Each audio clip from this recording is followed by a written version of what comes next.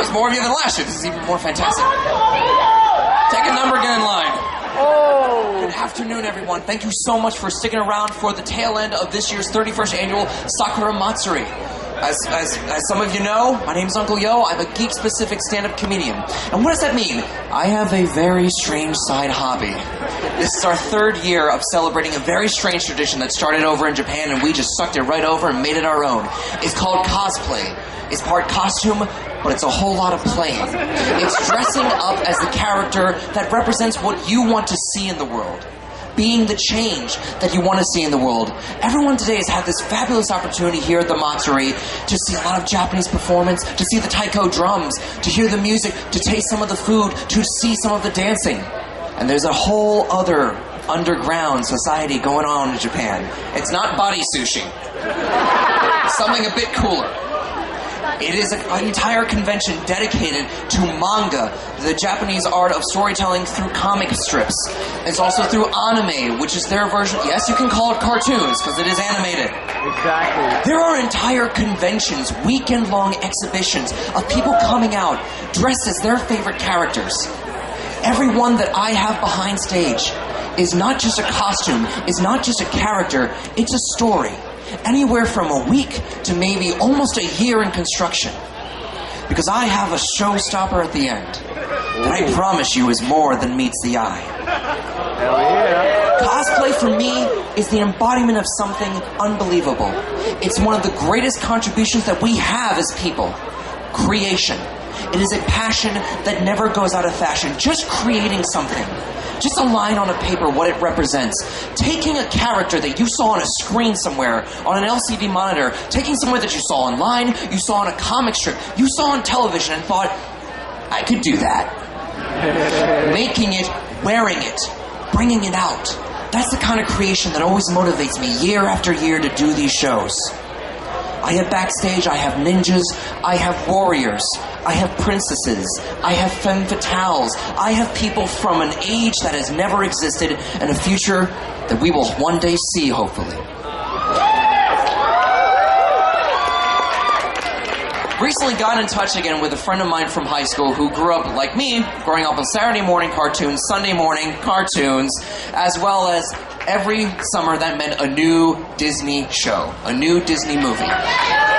She grew up on Disney princesses, always wanting to be the Cinderella, the Snow White, and then she saw one that really struck with her, someone who looked like her, Princess Jasmine. There was an anime convention up in Boston. 2 weeks went by. She goes up, she gets the wig, goes over, well, actually 3 drafts of the wig. The first one accidentally caught fire. That's a different story. She arrives in Boston at Japanese anime convention, decked out as her favorite character from Disney's Aladdin, Princess Jasmine. Took her a while to get the beret right. She was worried about what it made her hips look like, but she was ready. Waiting about 2.5 hours in line to get into the convention, she's greeted by somebody at the door who looks her over and goes, "Why are you here? That's not even Japanese, that's dumb." One thing you never do to a princess is make them crestfallen. So my friend for the rest of the day is wandering around. Great, I don't even fit in to a place where everyone else is dressing up like I am. Suddenly there's a shriek from across the hall, and a little 5-year-old rocket with pigtails streams across the floor and grabs onto her leg. Anybody lose this? Her mother comes over, she's just so excited to meet you, Princess Jasmine.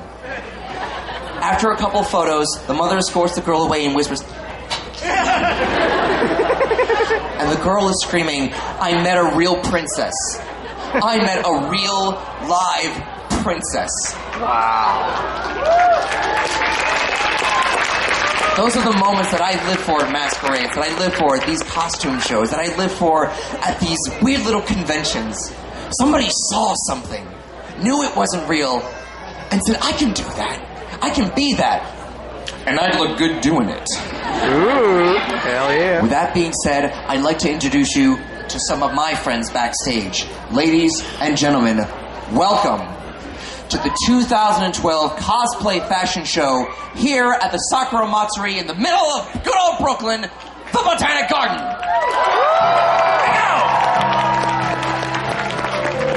Our first presenter, she's known as You. She's coming up as a fictitious character, one of my personal favorites, as Vocaloid star Hatsune Miku. An alternative version to the dress that you'll typically see Hatsune Miku wearing. There is no teal, there's no black and white, there's also no daikon radish in here. But what she's thrown together is part handcrafted, part dollar store, part last minute, part 3 months into completion of this. A lot of the dress, a lot of the silks, hand-dyed, shipped over from Asia that you'll actually find out.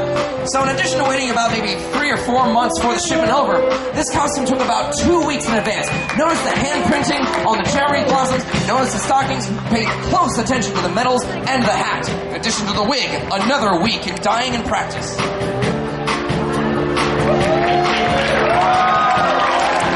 Following right behind her, experienced cosplayer, my friend Katie O'Melia as Euphemia Le Britannia from Lelouch B. Britannia, Code Geass.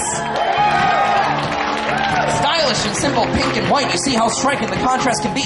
She's a graphic designer, a part-time theater instructor, as well as delved into everything that I love, musical theater, and part-time participant in area Renaissance fairs. She decided to play peaceful and righteous Princess Euphemia, who right before her tragic ending, close to the end of the first season of Code Geass, one of the amazing anime when it launched off Adult Swim maybe 3 years ago, she was an inspiring leader trying to pull a war-torn nation together so that the haves and the have-nots can coexist together. You'll see a full-boned bodice, hand-sewn over 72 hours. This was customized by her friend Bertie Williams, and after living 5 hours away, she didn't have to herself to use a model. She had to use last-minute strangers, but I think it looks fantastic. She's followed right behind by Mizuki, coming on as Kagamini Lin from the anime Sotsuke Gotsuka. I apologize for mispronunciations. Cosplay for her has made her made international friends over here in America, from the East Coast, the Midwest, the West Coast, as well as all the way over in the rising east of Japan and China. Cosplay's pulled her together through social media, on magazines, on websites as well. Take it over, because that pattern that you see at the bottom was drafted from scratch. The top part is made from silk. Polycotton blend is draped around her arms. That rose and the pink flowers that you see at the bottom of the white are stenciled and hand-stenciled with actual acrylic paint. You're looking at over a week to make this costume. Thank you, Mizuki. How fantastic is that? One last pose. What do you think of that one? Unbelievable. She is followed by my man himself, Mr. Charles Basserby, as Princess Peach from Mario. An accomplished cross-dressing cross-player with over 19 years experience, who in his heart and outside, always a princess. And I don't think you'll mind anything. That 4-foot base of the hoop skirt, believe it or not, is based on an original Renaissance design. So what you're seeing is an old Western world brought into an Eastern character, brought back to us here in good old New York, New York. In terms of the tiara, the parasol, gotta tell you, Princess, you look fantastic. One of Charles's first stories that his first ever cosplay at the Comic-Con, when he came on as Michelle Pfeiffer's Catwoman and was asked to leave. He broke into their hotels and stole all their diamonds, proving that he has 9 lives going for him. And give it up for Charles Basserby.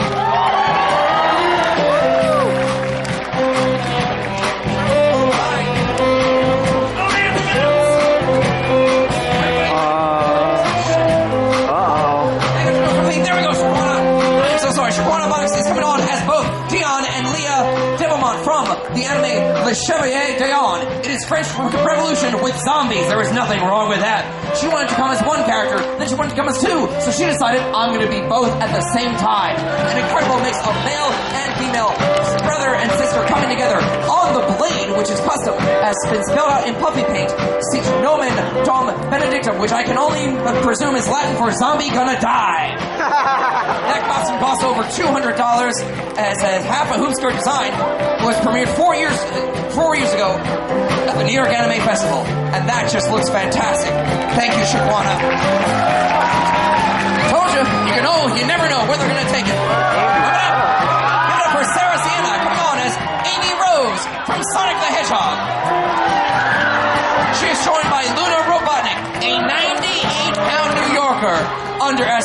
Werehog from Sonic Adventures.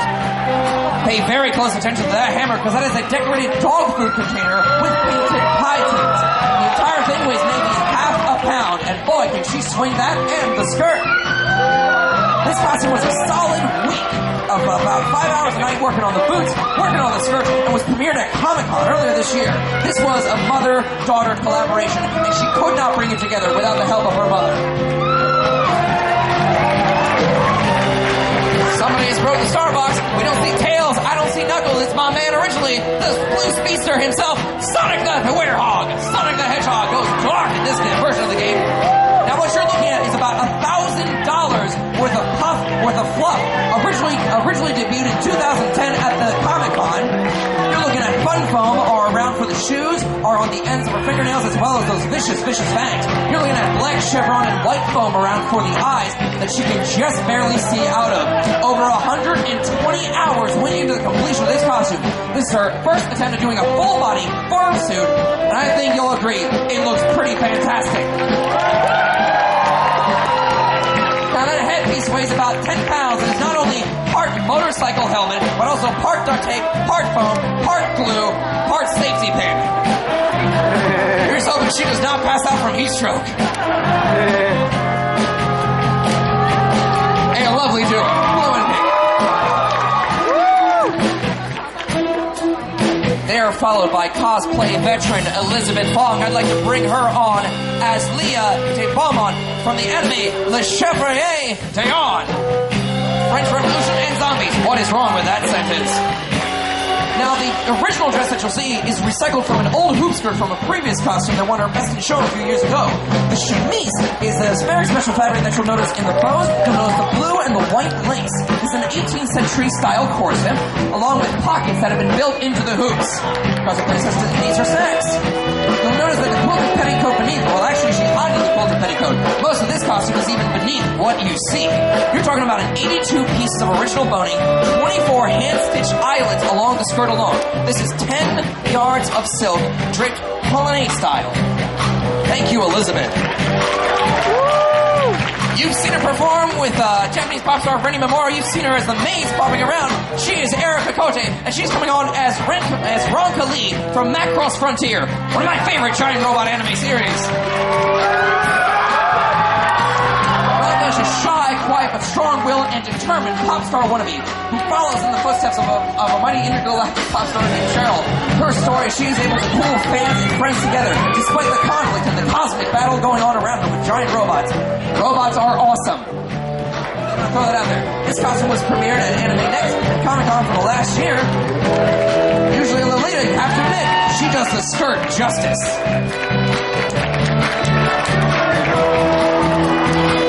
Fantastic. How you're holding up in those shoes is anyone's mystery. She's followed right behind. Please give it up for my man, Sheik.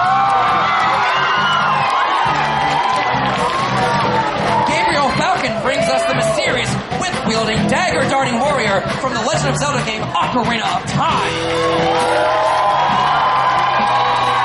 You're looking about 8 times the powerful. This is a design she's had in her mind for the past 3 years. You'll notice denim is on the arm. That is hand-stitched because for the 3 years that Gabriel has been doing cosplay, she has never worked with a sewing machine. That is all handmade. This is her Smash Brothers Brawl version of the outfit. The whip and the Matsuri. She's got a couple of daggers hidden as well, but of course, not live steel. You'll notice spandex around the leg. You'll notice all of the hand stitch and about a solid butt going into the wig and the sword itself. And she has officially been disarmed. We're playing ball. Is there a Pikachu just launched that? Yeah. Give it up for my man Sheik.